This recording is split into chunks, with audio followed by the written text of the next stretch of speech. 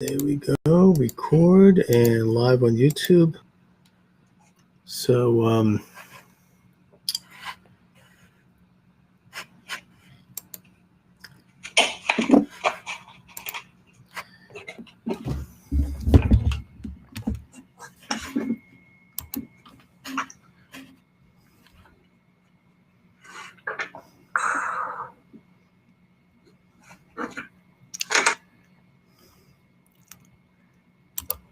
all right, Jay Dyer is here from Esoteric Hollywood. Jay's analysis. Jay, how are you? Doing well, Charles. How are you? Thanks for having me. I'm good. I can honestly say now that I have officially, I'm now a minion of the New World Order. I mean, I've got the mark, as of this morning, I got the mark of the beast, the final second vaccine injection. So far, I feel okay, but I'm not bringing this up to endorse it or condemn it. I'm simply mentioning it as a matter of personal choice. The environment I live in makes it necessary for me, I believe. But that's, medical decisions are up to the individual, and I suggest people do their own research when they make those decisions. Yeah, that I agree with. I agree that everybody should make their own decisions. Totally. And do so with as much information as you can get, especially in this day and age of, frankly, of censorship. And, so you have to do a little extra digging to get to things. And, this is a issue that's really fraught with controversy for me, and I think for everyone it should be. So you've been doing some amazing work. I mean, you've been doing amazing work for years as Jay's analysis and up on YouTube. You're one of the most knowledgeable people when it comes to issues of faith and where it intersects with politics. But you've been doing some pretty deep dives on the issue of satanic imagery in culture. And it seems to me that it's becoming, your book, Esoteric Hollywood, gets into all of the various satanic imaging that's in various films, but it's the sort of thing that's kept a little bit under the hood, so to speak. I mean, most people, when they see that, they either think, oh, this is trendy or it's cute. They don't really think that it's too much in your face, even though when you look at it and you come to understand it, you see that it is. But I think that now, in this year especially, maybe the pandemic, the Great Reset, whatever it is, it's no longer all that hidden. I mean, it's right out there in the open. We could talk about the halftime at the Super Bowl. We could talk about Nas X and his thing. One of the most satanic, things I've seen come down the pike, and that's available at YouTube.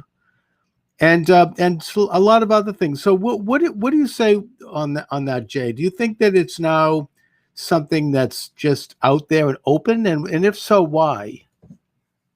I remember one of it's either Alice Bailey or Blavatsky has a book about how it would be an unveiling. Eventually, they wouldn't have to hide the attitude that they have of the esoteric. So I think we've entered into that aeon where they think it can all be in the open, and that's actually now that traditional religions have been weakened, it can now be open to the darker side.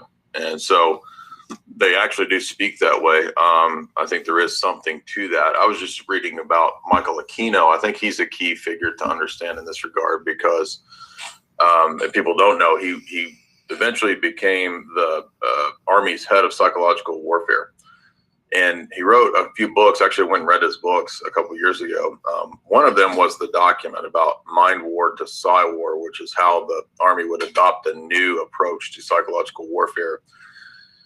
And he even cites in that essay, it's the doctrine, the Army's doctrine of psychological warfare. And he says in there, the principles that you find in black magic and the satanic could be very relevant to targeting people or populations or the enemy in psychological operations. And what I think is interesting is that when you read that essay, he's actually not talking about some foreign enemy. He's talking about all of the domestic population, humans, anybody that's not kind of in that upper so-called elite or social Darwinian, more evolved structure.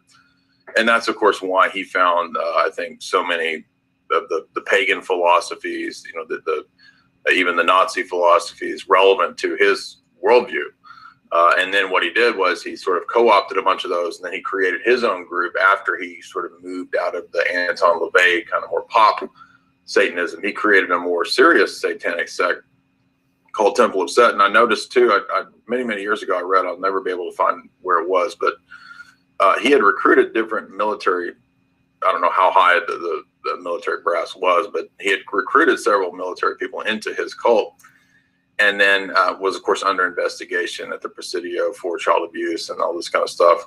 But he had even gotten people into the Club of Rome. There was one of the members of the Club of Rome. Of course, that's with Maurice Strong and all these other characters who believe that, you know, the Earth needs to be radically depopulated. Most people need to be killed, all this kind of stuff. And in fact, he even had somebody at that highest level of the Club of Rome in terms of making, you know, global policy decisions about the environment and killing most people and all that. So in other words, even at that level, there were people that believe it's a kind of a satanic sacrifice. So what I think we're seeing is the usage on many different levels of the dark arts, dark sorcery, etc., for the power structure. And then in the power structure, some people believe it and some people don't. And the ones that don't just see it as a useful kind of tool for changing culture, turning people into more brutalized animal type people, you know, more bestial, making man more bestial, theater brutality, this kind of stuff. So I think that's what's going on with the infusion of that into pop culture. And I was just using Aquino as one of the key examples of that.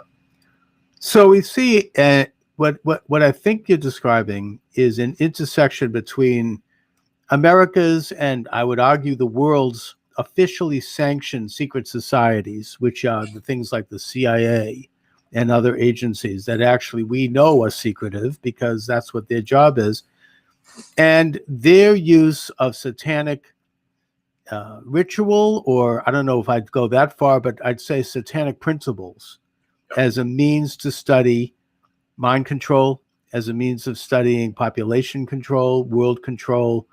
And, you know, it's not like they're all sitting around in some smoke-filled room. It's not like they all necessarily agree with each other, but they all have this same general trend.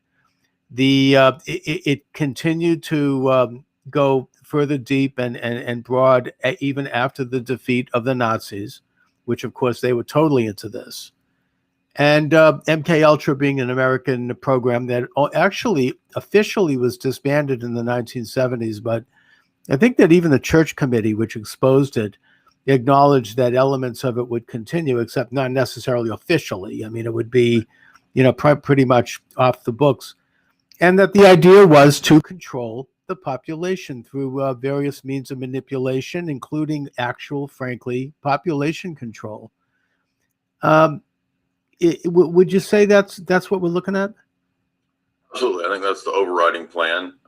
That's half of it. The other half is to then mutate and kind of try to steer evolution to move post-human, to go beyond the human. Right. If you read The Philosophy of UNESCO by Julian Huxley, that's what he says. Yes. And he even includes all the points that you just made about, you know, basically killing most people off. And he says all of that race hygiene that the Greeks did, that the Nazis and even the socialists, the other socialists all had a version of this too. He said all that, we'll just rebrand it. Just instead of calling it that, call it biometrics, call it population control, but it's all the same philosophy. And it's the idea that through science we can tweak and mess with creation such that we can fix it, right? Because it's broken. So technology can be the great work that can fix this and make man perfect. Right. Julian Huxley, he was the grandson of A.F. Huxley, who was Darwin's main promoter and who basically patented the idea of literally having debates with pastors and religious people to try to mock and minimize faith in God and faith in the Bible, which was a predominant view at the time. His brother was Aldous Huxley, who wrote Brave New World and who tried to warn the world, actually, about what he called an international chemical concentration camp, as in the drugging of all people, and that he predicted that most people in the world would be taking some sort of controlled substance at some date, and that actually has turned out to be true. And he committed suicide on the same day that using drugs, and he filmed it on the same day that John F. Kennedy was assassinated, so it didn't get the kind of attention that it would have otherwise gotten. His Julian Huxley founded UNESCO, which was supposed to be the World School Board in 1947, and that he wrote a book that talks about exactly what you're saying. He would take the idea of eugenics, which was a big progressive movement. Let's not forget, before World War II, people like Margaret Sanger. I mean, the main opponents to eugenics were the same people that oppose abortion today, the Catholic Church and conservatives. And he said, well, because of the bad stench of the Nazis and the Holocaust, we're going to rebrand it. And so, they gave it different names, and they called it, he referred to evolutionary humanism, which basically put evolution on the scale of a religion. And that he wrote about that they would leave in place all the trappings of religions, the rituals, the incense, the marriage ceremony, the burials, but they would take away the philosophy and the faith and replace it with evolutionary humanism, which is essentially worship of Darwin's idea that we are an evolving species and that there are superior members of that species, and that out of that superior group, after the weaker members fall by the wayside, will pop out this new species. And that's what, and you've talked about this, Jay, that is exactly what transhumanism is all about. Development of a new human species that is superior to who we are today, and that will be made up of this elect elite that you accurately note are studiers, at least of the principles, if not the practice of satanic ideas. Talk a bit, if you will, about, because I know you've been doing some work on transhumanism and what that is and where we can find out about it.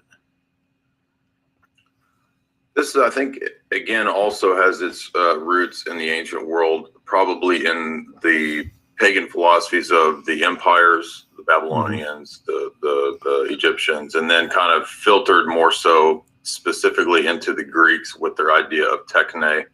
Now, I don't think that they thought necessarily that you could create a machine that would, do all this stuff, but the basic principles of techne are in the Greeks, the basic ideas of perfecting of nature, this kind of stuff, and transcending nature. That's a very Hellenic idea, because for Plato and a lot of the Greek philosophers, the world is evil. It's a prison. It's trapped us here. It was created by some demiurge, some evil deity, this kind of stuff. So they have an anti-natural, anti-creation type of view. And so the goal is to get outside of this prison. If you were to watch a movie like 2001 by Kubrick, I think you kind of see the repeating of that same mindset, that we are stuck in this kind of limitations of spatio-temporal, 6 dimensions, time and space, or a prison. And at the end, Bowman kind of like gets out of the limitations and becomes a god. He becomes Starchild. That's kind of repeating the idea. But in the modern world, I think when we get up into the French theorists like Saint-Just, Auguste Comte, Saint-Simon, these guys that were influenced by Weishaupt, influenced by Marx, influenced by, Marx comes later, but they're all in the school of socialism, of communism, of Marxism. Of scientism also, right? Exactly, right. And they have this idea that you could say it's Promethean, basically, the myth of Prometheus, that we could, still the fire of the gods. We can master the principles of technology to overcome the imperfections of nature. Bacon, of course, is very important in this. Bacon's New Atlantis, New Atlantis, exactly. So there's a lot of different philosophers that kind of play into that in the time of Enlightenment and all that. But Rosicrucians are kind of overlooked, but they play an important role because they really start to focus on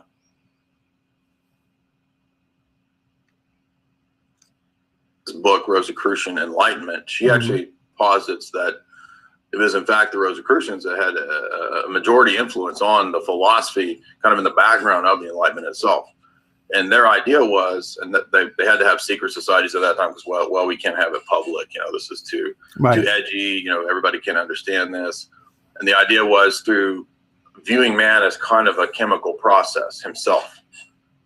This is where basically alchemy eventually turns into supposedly chemistry, right? It's because the older ideas of alchemy are more tied up with metaphysical notions and kind of, astrological charge and sympathies and all this kind of stuff.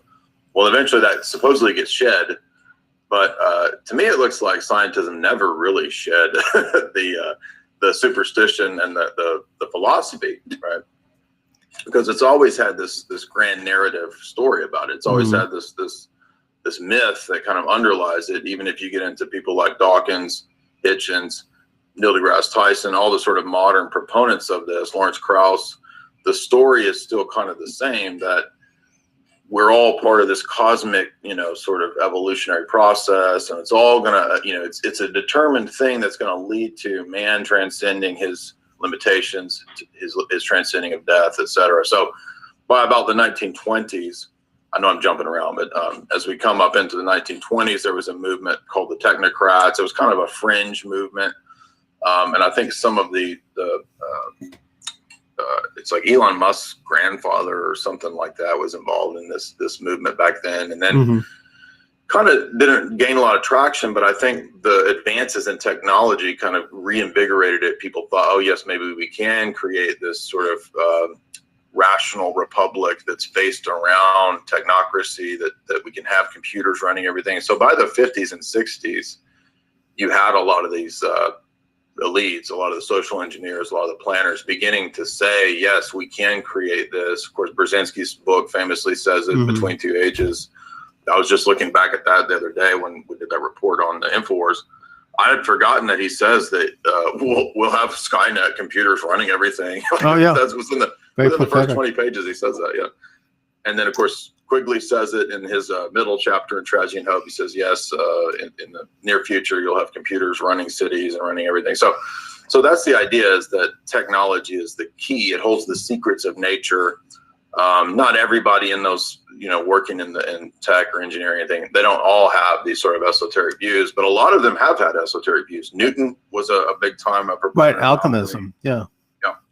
The father of rocketry, what's his name? Goddard? The other guy, the father of the jet propulsion. He was a Crowleyan. What's his name? The former Nazi? Jack Parsons. Jack Parsons was a big Crowleyan, the JPL laboratory. So in other words, many people have been influenced by these sort of occult philosophies. And I know people wouldn't, I'll shut up after this, but I know people wouldn't think about it. But, when Dawkins comes out and says that he has no problem with pantheism and he has no problem with aliens, I mean, he's essentially admitting this point, right? I mean, he may not actually believe those things, but what I'm getting at is just that the line between science and metaphysics is actually there's not a clear demarcation when these people actually start talking. No, I mean, one thing I'm struck by is your comment that they believe that the earth, and that in a way all of existence by nature is somehow evil, and that we're somehow imprisoned by that, and that we need to break out of that somehow by creating this new consciousness, this new Superman. It's a very antinomian view. It's also Gnostic in nature. In Judaism, it sort of, wormed its way into the fabric through the false messiahship of Shabtai Zvi, and that's a whole big subject. But the thing is that it is completely contrary to the Judeo-Christian view, which was emanated from Sinai, which is that the Lord God created a world order, if you will, a logos is what the Greeks called it, and what Christianity made into a faith very brilliantly. I mean, they took this sort of amoral idea, and that basically we are here to understand the nature of the world, not change it, not transcend it, but to understand it and to naturally harness its forces for the good, to improve human life, to improve our ability, our function, and to know God, not to try to subvert the world and create a separate existence, a separate reality, which, by the way, is impossible, and attempts to do so have been catastrophic. Right. But you've made a nice kind of lineage of this, showing how this, and it's always done in secret, because if people knew what the hell was going on, they would throw it out. I mean, Satan operates in the shadows. When Satan is exposed to daylight, he's defeated. So they always operate, even hiding it from themselves, not just from everyone else. So you do have the infiltration of secret societies, and there's nothing wrong necessarily with secretness either. We all have, I mean, that's part of human nature as long as it's for the good. But there's a vulnerability when you become secret to corruptions, and especially when you have organizations that are openly, or at least secretly, for the purpose of a corruption. And we're not just talking about crime organizations like organized crime and the mafia, which is obvious, and which also, by the way, has an interesting intersection with all of these. Yes. But we're talking about, like you say, the Rosicrucians, the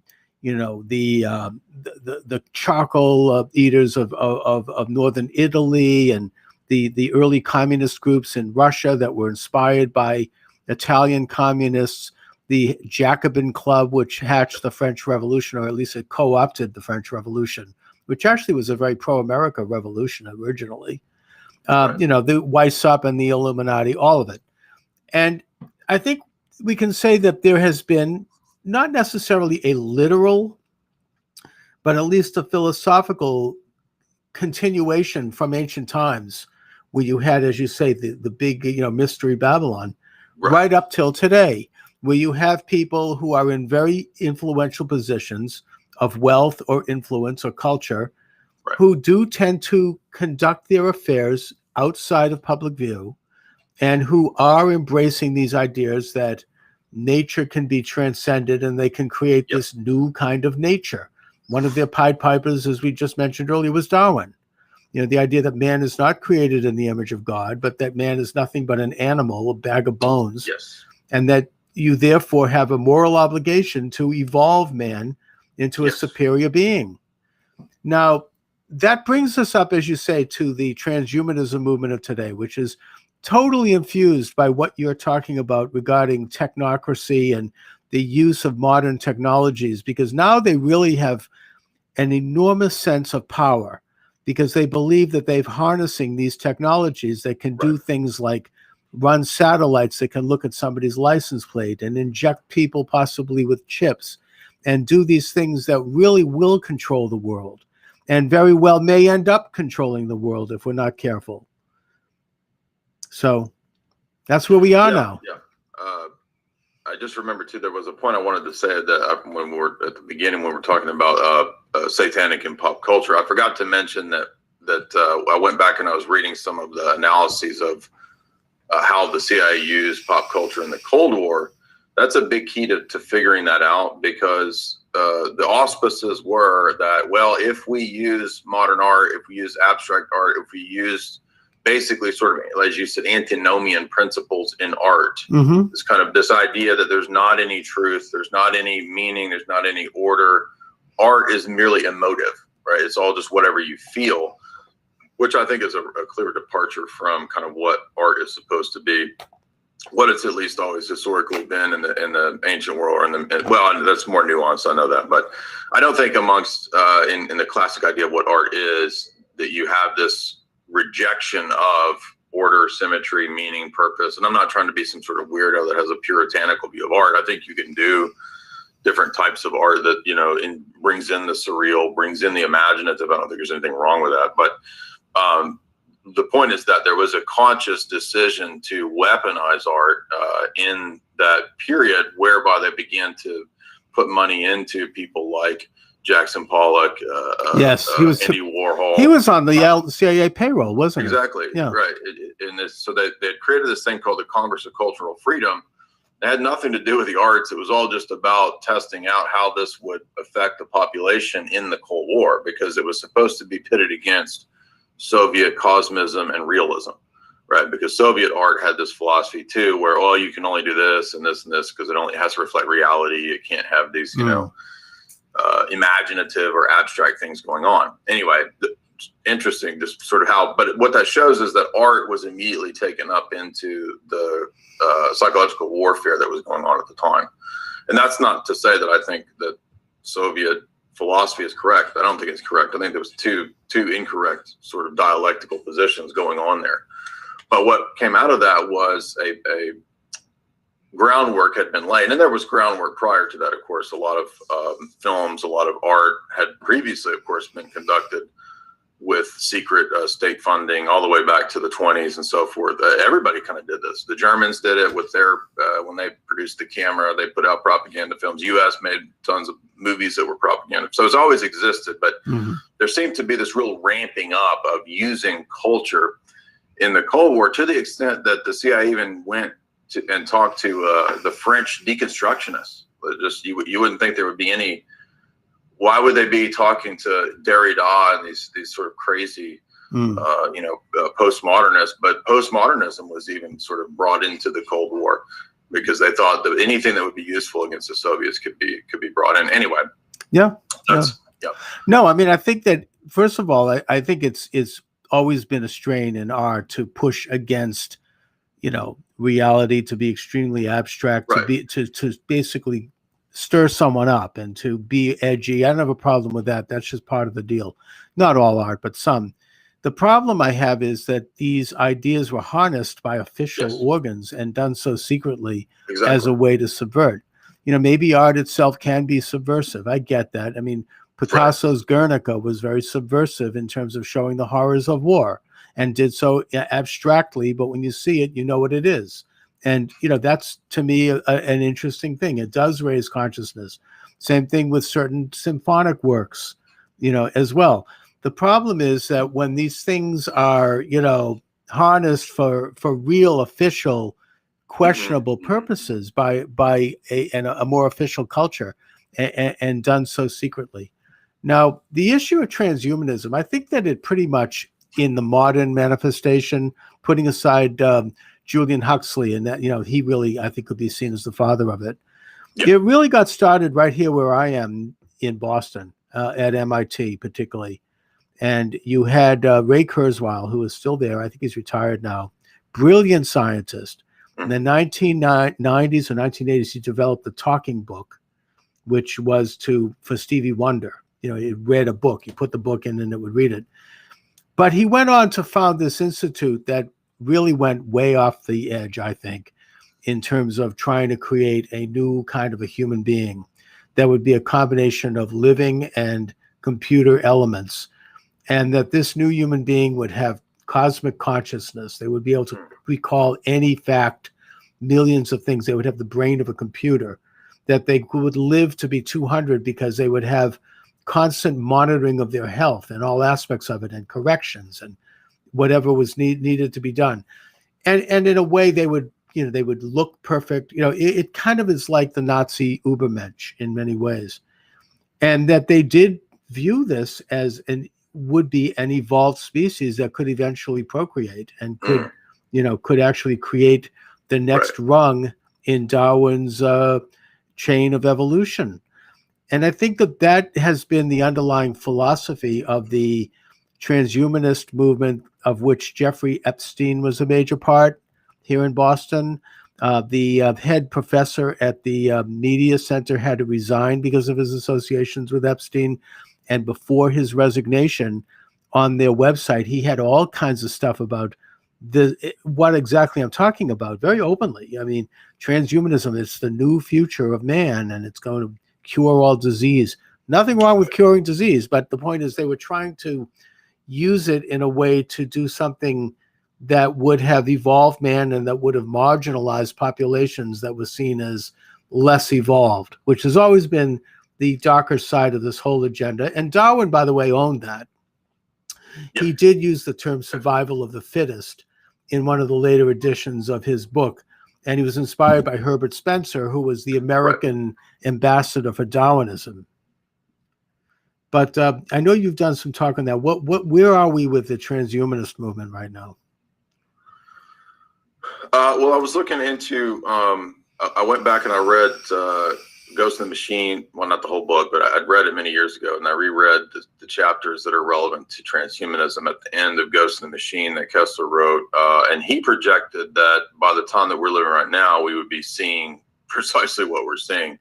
And he mentions, in fact, that the government will have to do these secret programs because, of course, the public's too stupid. They can't understand this stuff. So the government will have to secretly put drugs in the water and in the food, even to the extent that he says the culture will have to be degenerated. We'll have to manipulate and do things backdoor through medicine. And I'm not trying to be no, that's all right. Full hatter. I know there's nothing wrong with medicine. I just went to the clinic the other day. I'm not a Luddite. I think there's nothing wrong with modern medicine. But the point is that when you've got these groups that specifically say Free Tough Copper is another one of these global elites who wrote a book, Turning Point, and he said we'll use medicine to bring a lot of this in.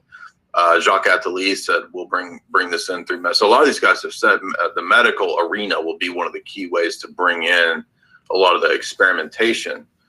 But where exactly we are with transhumanism is a difficult question, because a lot of that, as many know, a lot of that tech is secret. So I don't know exactly how far they've gotten with some of it. I have read like Annie Jacobson's History of DARPA book, and she kind of outlines a lot of where that might be going. I listened to a talk that was the other day about where they might be going with nanotech and where they might be going with Internet of Things. And of course, probably the most relevant is the last third of Klaus Schwab's book deals with this, where he says, we're going to have to put smart dust everywhere. There'll be an Internet of Things. Everything will be tracked and traced.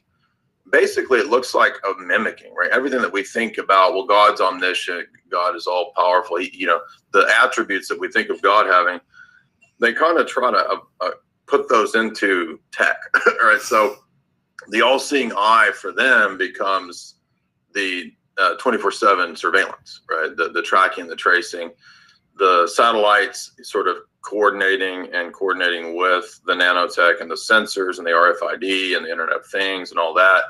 He says it will require the later generations of tech to be put in terms of wireless. I don't want to say the wrong terms on YouTube, but you know what I'm talking about. Yes. He says all of that will be necessary to bring us to the position where we can then move post-human. So I think where we are right now is that key, what they call the transition phase, where we're transitioning out of the older civilizations. They talk about like a type 1 civilization, a type 2. So they really believe that we're going to go into this next type of civilization. It'll be like the Industrial Revolution was, but even crazier, right? Because this is it's not just the transformation of economy or social order. From their perspective, it's the rewrite of biology itself. It's the synthetic rewrite of everything. And they think that will cure and fix the problem, because nature's broken, and thus silicon and these sort of tech versions of nature will be the solution. We'll move post-human, and that's just the determined, necessary next phase of quote evolution. And they're going to fail, because human nature won't allow it in the long run. They may have their victories. They'll have their holocausts. They'll have their wars. They'll have their depressions. They'll have their, chips, whatever it is. I mean, 60 Minutes just did a piece where they talked about DARPA, and they had a scientist. Yes, I saw that. Yep. Yeah, right at the Pentagon, Halperin his name, who held up a chip and said, "Oh, we're working on this. We're going to have this ready. It's going to be done very soon." So, people like me, who they say are conspiracy theorists with tin hats, who have been talking about this for a long time, now it's been vindicated. I mean, this isn't a secret anymore. 60 Minutes you can't get more establishment than that. So it is happening. In a sense, even your smartphone, which is a wonderful instrument, I see you're looking at it right now. I was actually looking for a text. I'm looking in scripture that I was going to mention to you. I know it's not in your canon, but not at all. I think it's in Third Maccabees. Yeah. There's a story where I think it's either in Second Maccabees or Third Maccabees, but Third Maccabees is Ptolemy. Yep. And he tries to mark everybody with a tattoo, and they can't buy or sell, right? When he's oppressing the Jews, and they can't buy or sell unless they have this tattoo.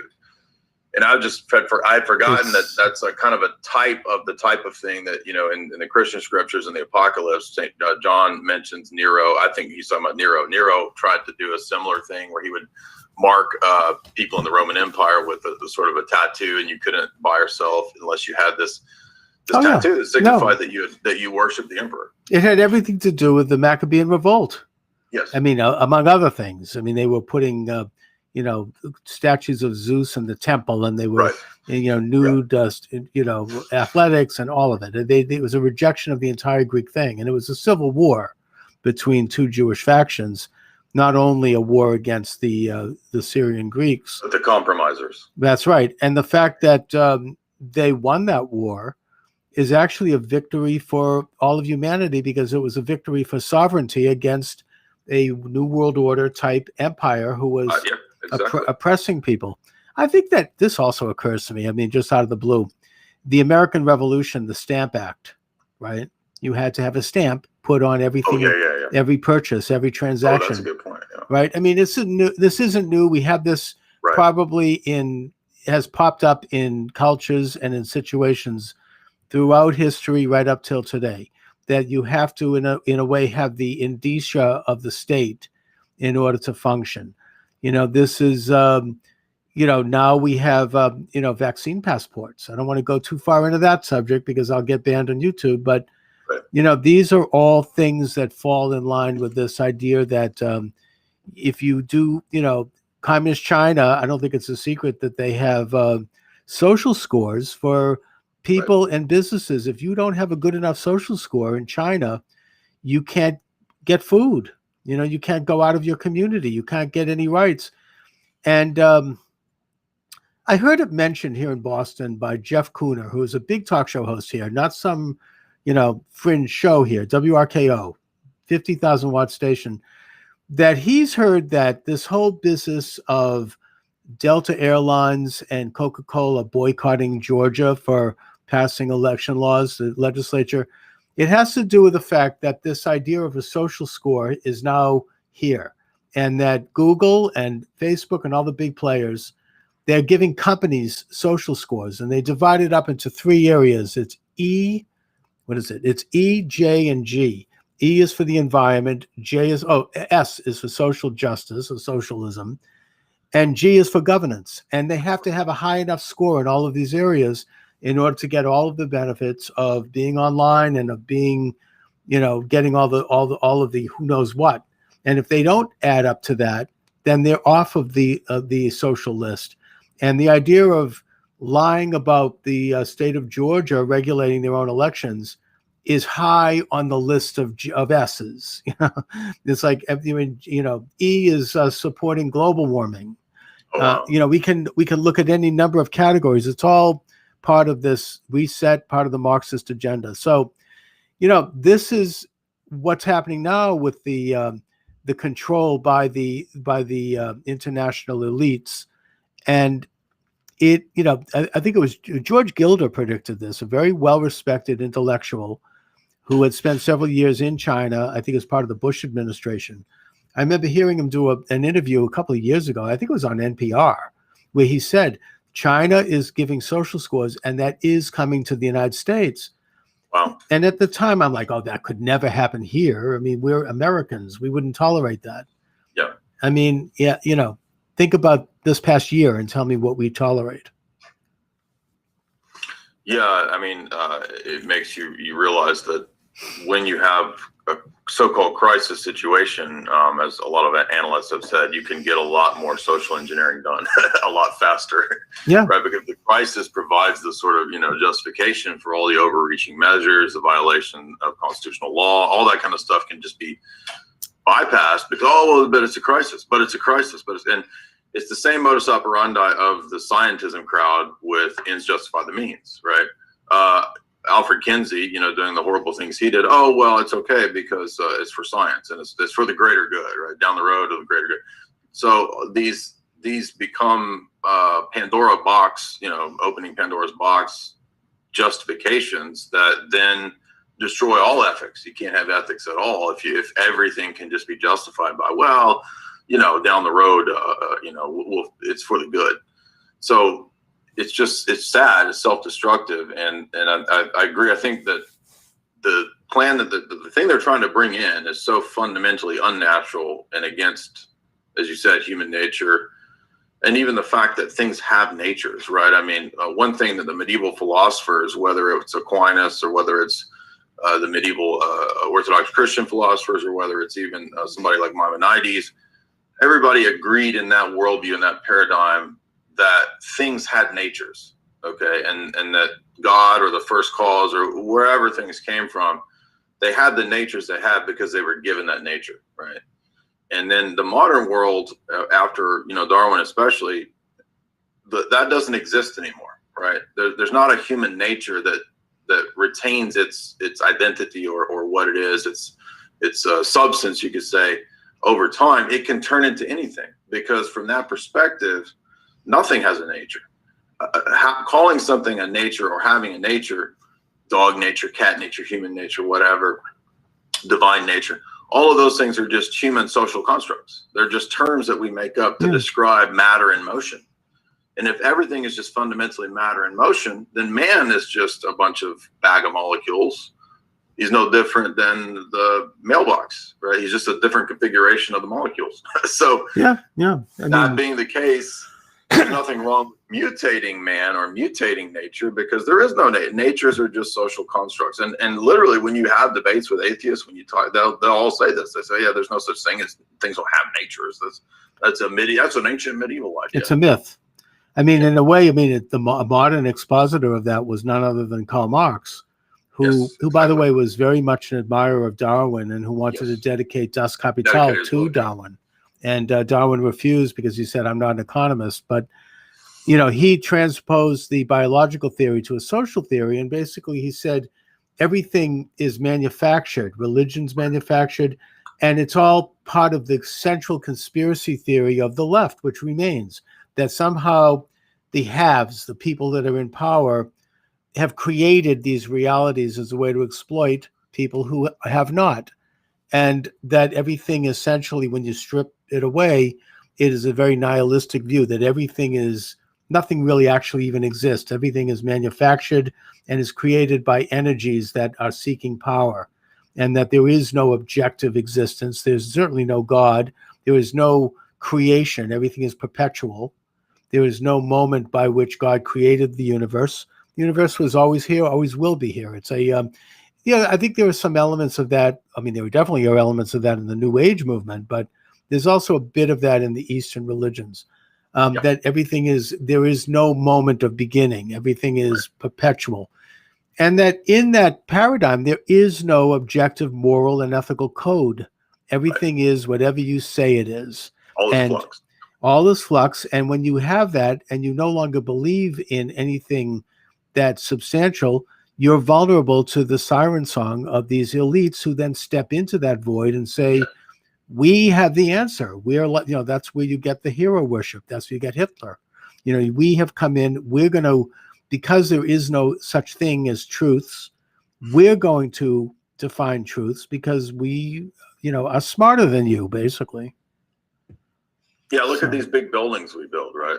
See, I built a giant pyramid. There's a big, statue with a lion body with my face on it. Don't you understand how powerful we are, right? Right. Look, we build ICBMs, so trust us. So we'll take care of you and we'll fix you. That's the other thing too, is that the people who predominate in the deep state, in the military industrial complex, all that whole apparatus, MIT, wherever you want to talk about it, like they have a very Malthusian attitude. And so knowing that they have that Malthusian attitude, to then turn around and believe to believe the narrative that, they're doing this to help humanity. This is the sort of mainstream sort of normie idea that people believe, DARPA's going to develop this, chip so that I can get the internet stuck in my head so that, I can know every answer to every question. And it's not for you, right? So anything that is, in other words, I'm saying anything that's a positive development is not for the masses. Anything that is a tracking, tracing, control, experiment type of thing, that is for the masses. So if there is a positive development, it's not typically, made available unless you've you've got millions of dollars, billions of dollars, something like that. It's unfortunately being used for slavery. And again, so I wasn't trying. I wanted to be clear that I know the first and second Maccabees is about the revolt against the Greeks, and it's Alexander's. It's Antiochus Epiphanes, who's a descendant of Alexander, who then comes in and he defiles the temple. Yeah. But there's another story that is third Maccabees, which is the Egyptian ruler Ptolemy. And Ptolemy tries to do the same thing. He tries to, the only reason I mentioned all that was just that when he comes in, he tries to forbid the temple, and he's forbidden from walking into the temple. He tries to forbid people from worshiping. And then he wants to enact this tattoo. That's just what I thought was so crazy, is that I'd never even, and I know it's not typically a canonical book, but it's just an interesting story that you've got these rulers who want to bypass laws. They want to make laws. They want to say that they are they're God, right? Essentially what they're doing is the ruler saying he's God, and then he offers a false salvation that he's the savior. And you see Nero does the exact same thing. He says basically he's the Antichrist in that case. Exactly. Yeah. No, and I think that for some reason Judaism did not codify that book, but Catholicism did. I'm not sure why, but either way, it's an important. Well, there's the old joke that that Jews celebrate Hanukkah, but they don't have Maccabees in the canon, and then the Orthodox don't celebrate Hanukkah, but they have. But they've got the Maccabees, right? No, I mean, who knows why those decisions were made? But I think that the Tanakh, what we call the Tanakh, was pretty much canonized in Persian times, I believe, or before the Maccabean revolt. But that's a big history right there. But Jay, you've been doing so. I mean, and I admire the fact that you're doing this research, because it's pretty ugly research, and it's not the kind of thing that one wants to kind of waltz through lightly. Especially the serial killers. I've been looking at that's what I was about to bring up. That sounds really dark, but yeah. And I mean, years ago, I interviewed the author of a book about the son of Sam, who, and I forget his name now, but it was excellent. And he actually went and visited him in prison and interviewed him. And was it Maury Terry? Possibly. He, he was part of a satanic cult and said so. And that he said that those same cultists are out there now, and they're still doing it. And you can see their tattoo, if you will, by various forms of graffiti that show up in cities. That they're involved with a lot of ritual murders around the country still. Right. And that I know here in Boston a few years ago, we had the case where these young guys went missing. It was, they'd be at a bar late at night, they might be a little drunk, and they go out, and all of a sudden they went missing. Then their bodies would be found floating in the Charles River. There was almost a dozen of those. Was that the smiley face? Yes, I believe so. I remember that. Okay. And they weren't even like sexually assaulted or robbed. They were just murdered, and nobody knows why. That seems to me to be possibly part of that. I don't know if anyone's done that kind of deep research, but the thing is that this is something that you have connected to most, if not all, of these mass murder cases, whether it be John Wayne Gacy or Bundy or any of the other ones. So talk a little bit about that.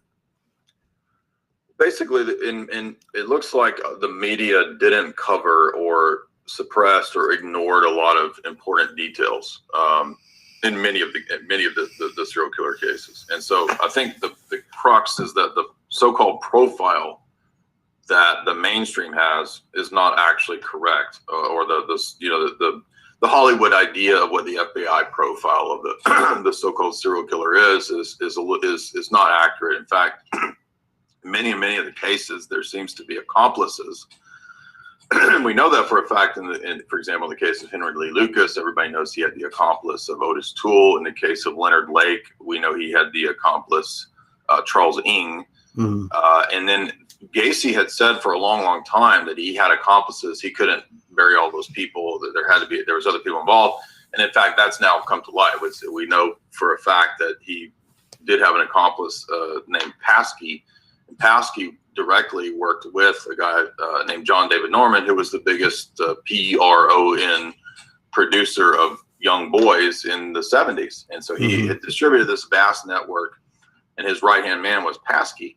And that Gacy had said that for a long time, and then WGN in Chicago just did a whole report on this pretty recently. The local news saying, yes, we have determined that in fact he did have accomplices. The Clown and Candyman podcast that's come out, that's pretty popular, has covered this, and this is relevant because it doesn't just connect Gacy to John David Norman, but it connects them both to the North Fox Island case, which was a Epstein-style operation that was being run on an island up there in Michigan in the 70s. That connects high-level people at GM.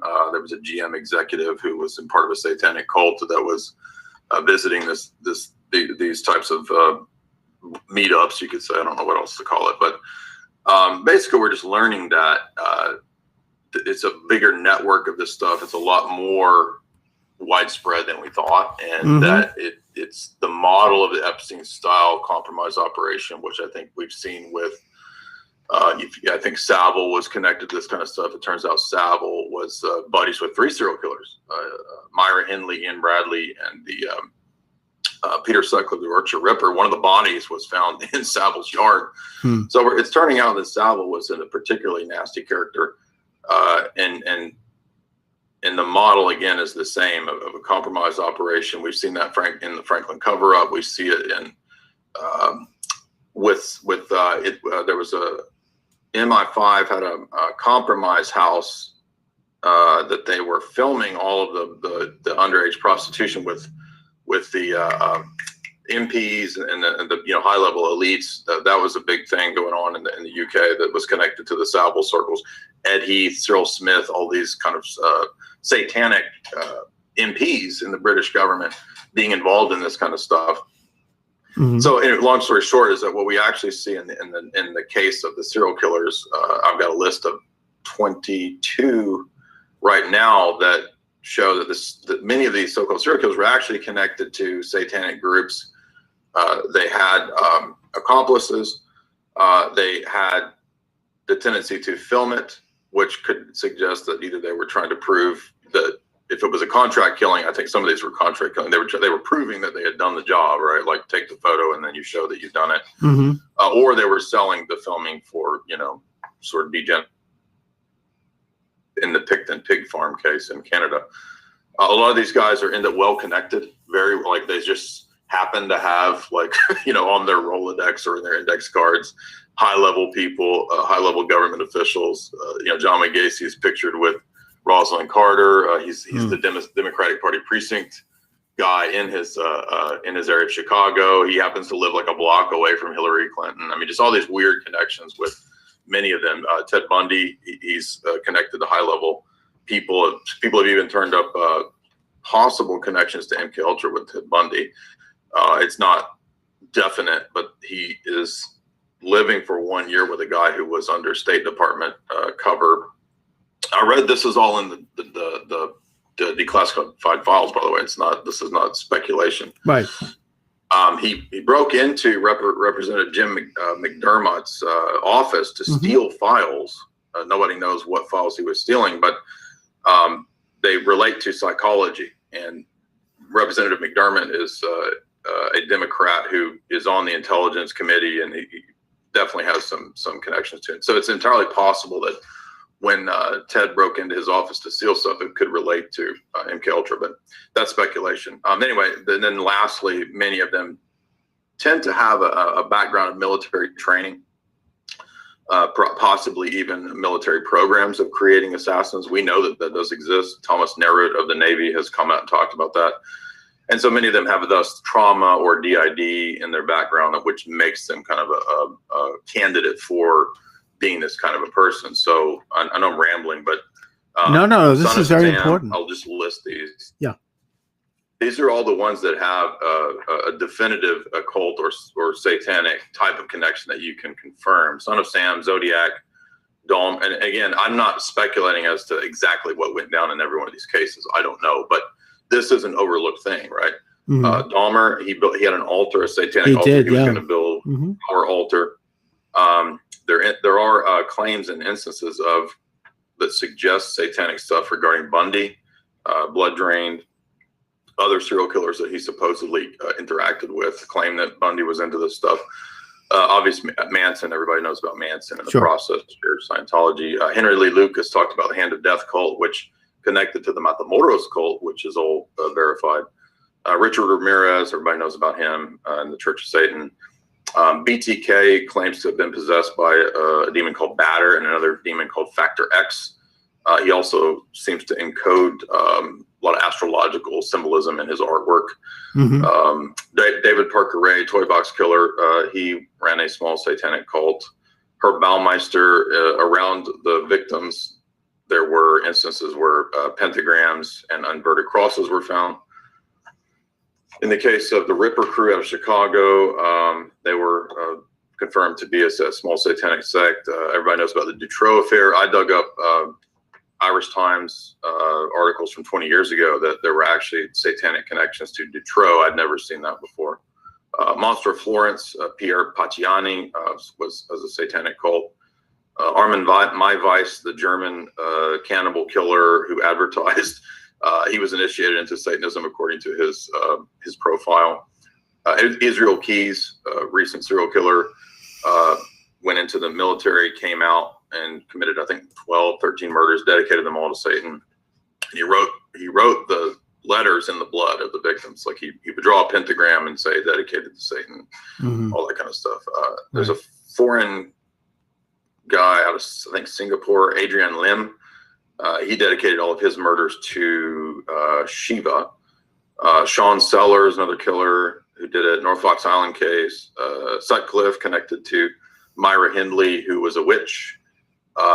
Order of the Solar Temple was influenced by Crowley. They did a mass suicide. He seems to be the grand leader, the patriarch, Crowley and the OTO. And, they certainly, I mean, you've done some work on their very open influence in the 60s counterculture. And I think that Jimmy Page actually lives in Crowley's house. I think he purchased the house. Yes. Yeah. And not to criticize his musicianship, but just, there's a lot of imagery in The Song Remains the Same, and a lot of Zeppelin stuff, and a lot of other people that we could talk about. But, Crowley seems to have been the progenitor of a lot of these people. Yeah, Crowley, a lot of people don't know either that he was a British intelligence asset. So in World War I, he was involved with Dr. Richard Spence, who he publishes at my publisher. He has a really good book on Crowley that I interviewed him a few years ago, Secret Agent 666. And I didn't even realize that. I mean, I'd heard that he was a British intelligence asset, and then I didn't realize that he had done like provocateuring around the time of World War I and this kind of stuff. But yeah, there's a fascinating history with him. And then, of course, he's involved in British intelligence using him to try to lure, who's the Nazi guy? What's his name? The one that he lures to fly into Scotland. Scorzani. Oh, no, Hess. Rudolf Hess. Yeah. So there was part of Crowley's mystique being involved in that operation to lure Hess to come to Scotland. But yeah, I think and then he has a really fascinating speculation too, that the Crowley's drug diaries might have been a nascent form of MK Ultra. I think that's very plausible, but it looks like he's a key figure because my theory is that what Crowley's thing is that it's a way to go. It's like a grad school for creating your own cult. And it's useful for not just people who want to create a literal cult, but for even people who are pop stars. Because if you look at the pop stars who get into Crowley, like Jay-Z, Beyonce, they're utilizing it to learn a method of projecting themselves and becoming stars. And that's what Crowley's whole thing is. We're all stars, right? And whether they actually believe in the satanic philosophy that Crowley put out, I don't know, or whether it's just like a marketing technique. I mean, I'm not trying to downplay the evil of it, but I think that the reason, the pattern that you see is that with so many people that go up the ranks of his cult, when they finish, when they come out, they all go and start their own cults. Yeah, I mean, so they certainly it's a grad school in creating your own cult. They certainly might have used some of the techniques. I mean, I don't think it's a secret that many world leaders today, including apparently Bill Clinton and others, modeled a lot of their mannerisms and their speech patterns on Hitler. They studied his videos, and they this is how you do it. This is how you gesticulate, because they're trying to be hypnotic and talk about cult There's a whole school of thought on that. There's also possibly, and we're not going to mention it on YouTube, but an intimate connection between Crowley and the Bushes. You might have heard about that. But bringing things up to now, you have this kind of modern satanic movement and ideas and literal satanic practices that are now, as we started, out in the open. It is no longer something where they put images into a Disney movie or something where people who are in the know might see it, and that somebody else who sees it doesn't know what they're looking at, and I don't think it has any effect on you if you don't know what it is. You have to imbibe something into it to have some kind of a real effect. Otherwise, it's just a design. But these are symbols. And, the other thing I wanted to ask you about, and let's be careful, is the business of QAnon and their speculation about the, let's just say, the pizza restaurant. I don't want to talk about this here, but other things related to Jeffrey Epstein and some of his interface, which is known with the CIA and with the FBI, certainly, and possibly with other international intelligence agencies like the Mossad and the MI5. And you mentioned the Franklin cover-up. I interviewed the author on that years ago. That was a national thing that tended to involve Republican politicians, whom we're not going to name. I guess that you have to be so careful, But, what is the present state of this infrastructure that, and I'm not an endorser of QAnon. I have no idea because I don't like the fact that we don't know who's behind that, and they may be into disinformation. But nevertheless, their basic thesis, which is that you have an international ring of pedophiles and that are enslaving children and that are engaging in satanic ritual. I think there's probably at least some plausibility to that. What do you think is, what do you have on that? And let's be very careful again, because this is YouTube. Right. Just in simple summation overall, my take would be that, just in my opinion, it bears all the signs of a counterintelligence type operation. So I think that anything like that, you are going to include real stuff. And in fact, the fact that it's including that stuff, which we can confirm and know is real from court cases, from real instances, that's the hook that baits people. And then what they do is they'll take it, and then down the road they'll steer you down into something kooky or something outlandish. And then human nature, human psychology doesn't want to admit that it was wrong. And people who do, psychological warfare know that. They know that, once you've got somebody baited on the hook, they're going to keep doubling down and doubling down. And so it was able to be used in a very effective way to take, again, you got to feed real stuff, then mix it with kookier and kookier stuff to where it just turns into just totally outlandish stuff. So I think it was a very successful counterintelligence operation. And I likened it to Nasara, which was a similar type of operation that was done in the 2000s around the time of like Ron Paul and that kind of stuff. And that was it was like the Q version of newsletter. It was like newsletters before the internet and 4chan. This was the newsletter version of this. And there's all the white hats in the government, and they're gonna, at any moment, that goofy new age woman was saying that at any moment they're gonna come out and there will no longer be taxes. The IRS is not going to make you pay taxes anymore, and it was all just obvious BS, right? Sure. And I think that you've been in this type of analysis way longer than me. You've done a lot of media analysis for many years longer than me, so I think you probably have a good kind of innate intuitive sense when things are suspicious or dubious. So I see it as kind of a limited hangout that was very successful in what it was attempting to do. And there have been many limited hangouts like this where you have a leak engine or something like this that's very popular for a few months or even a year. Mm-hmm. And most of the time those things kind of expire, that they have an expiration date. Right. We had a version of this too. I don't personally think WikiLeaks was bad. I'm not saying that they're a bad entity, but it's a similar thing where it's like a public leak engine, and it could be used just like Anonymous. Remember Anonymous back in the late 2000s, it was doing the same thing. And it's a cutout. It could be used. Anybody could come on there and say, I'm anonymous. Anybody could say they're Q or whatever. That's right. You can't trust that. Yeah. And you have to take a very jaundiced eye to it, which is why I don't really trust QAnon. However, there are things they brought up in the very broad sense that I think ought to be investigated. And if you take a look at those who are attacking QAnon, that speaks volumes in terms of possibly covering up some real things. Anyway, Jay, so, I really, as always, I want to thank you for joining me. It's very interesting talk. Please let my viewers and listeners know where they can get more information about you and your books. I have 2 books on Hollywood and symbolism in film. You could get those at Jay's Analysis in the shop, and then YouTube channel, all the standard social media stuff.